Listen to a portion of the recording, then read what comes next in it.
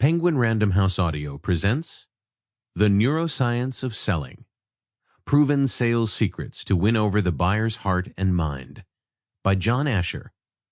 Read for you by David H. Lawrence, the 17th. Introduction. Nothing happens until somebody sells something. Most business people will agree with this statement, and most top executives have adopted the philosophy that everyone in their company who interacts with a prospective or current customer is a salesperson. We are selling ourselves. We are selling to our managers, and our managers are selling to us. We are selling our ideas, so almost all of us are in sales. The most productive salespeople have learned how to sell by listening to experts, reading books, learning from their mentors, and by trial and error. Sales has always been considered an art.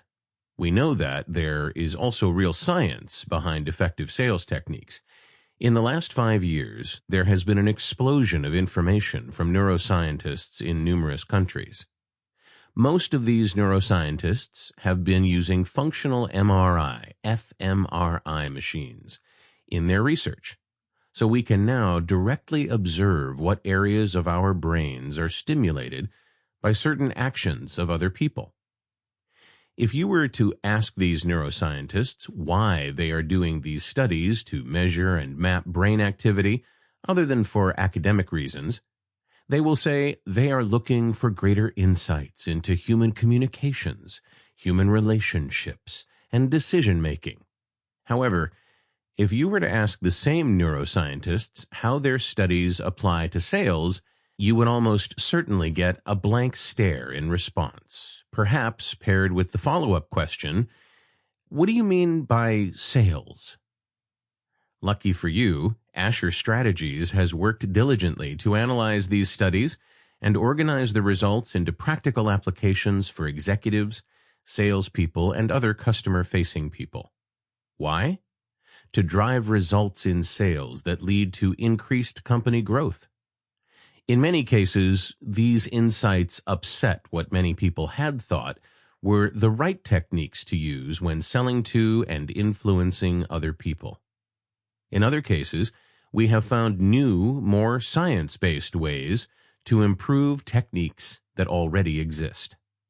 The most effective salespeople use both the art and the science behind sales to close deals much faster than their competitors and totally disrupt what many salespeople have always been taught and believed.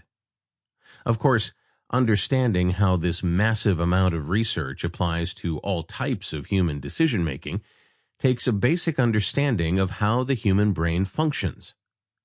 Let's begin by breaking down 3 main areas of the brain in what is known as the triune brain model. First, with the advent of vertebrates, early fish, 500 million years ago, the reptilian brain was formed. This part of the brain is the fight, flight, freeze, or appease brain. It controls all of our functions, such as breathing, digestion, and heart rate. These processes happen automatically. We don't have to think about them. Second, about 150 million years ago, with the advent of mammals, whales, manatees, etc., the mammalian brain was formed. The mammalian brain senses feelings, excitement, and engagement. It stores images, and when it sees new ones, it does pattern matching to provide input to decisions. Finally, about 2 to 3 million years ago, with the evolution of primates, including humans, the hominid brain came on the scene. It assesses facts, figures, and logic, and can understand complex concepts. For simplicity's sake, since both are more than 150 million years old, the reptilian and mammalian sections of the brain are referred to together as the old brain, and the hominid brain is referred to as the new brain. Where are almost all of our daily decisions made? You may have heard the saying, "We decide on emotion and justify with logic." We now have the research to prove this statement is true. Dr. Hannah Damasio, previously of the University of Lisbon and now of the University of Southern California, studied people whose old brains were damaged from disease or injury. These people could not make simple decisions. They could not even decide whether to have a ham or turkey sandwich for lunch, proving that the old brain decides, not the hominid brain. Therefore, buyers buy on emotion and justify with logic. Here is a practical example of how it applies to sales. Many salespeople think the only necessary requirement to get the sale is to offer great products and services. But that is not enough. You must also have a great relationship with the buyer. For example, your company and two other companies are vying for a large opportunity with a buyer. All three companies have great logical information, relevant experience, great quality and service, and reasonable prices. In the buyer's mind, all three companies are tied for first with their logical solutions. Which one does the buyer choose? The buyer's old brain decides based on how it feels about the companies, including which seller has made the strongest emotional connection by building the best rapport. Here is how logic comes into play. If one of the three companies vying for the job scores significantly lower than the other two based on experience, quality, service, and prices, the buyer will not pick that company, even if its salesperson has built the strongest relationship. The buyer's old brain will not choose the inferior solution, as the seller does not have the logic to justify the emotional sale. Wouldn't it be nice to know how to get the buyer to use their old brain and choose you based on emotion?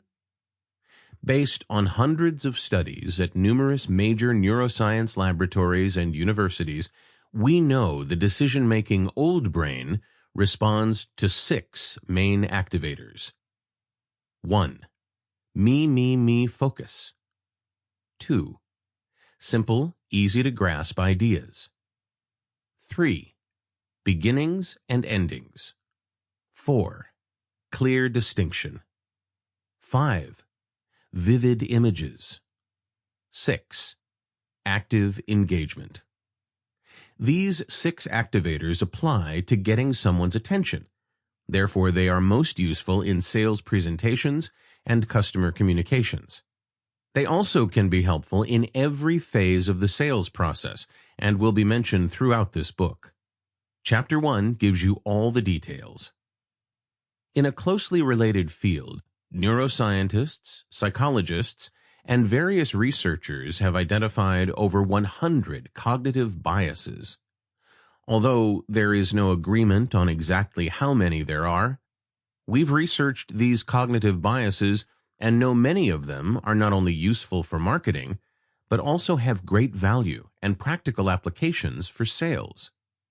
This book shows how understanding 25 specific cognitive biases can help you be more effective in 5 of the most important sales skills: prospecting for new business, identifying buyers and using coaches, rapport building, perfect listening, and closing the deal. The importance of cognitive biases in the sales process is covered in Chapter 2, and their uses are explained in the subsequent chapters dedicated to each important sales skill. The neuroscience of selling takes some of the mystery out of how and why people buy, and it better enables you to connect to any buyer and close deals faster. These insights are useful for business executives, salespeople, and all other customer-facing associates. That's what we do best at Asher Strategies: make the complex simple with practical applications so you can bring in new clients and grow your business. Chapter 1. 6 activators that wake up the buyer's brain. Almost all decisions are made by the buyer's decision-making old brain. But if the old brain remains asleep, the buyer will not make a decision, and your closing rates will be close to 0. Activators. Use the following 6 old brain activators to increase your chances for a sale. Sample complete. Ready to continue?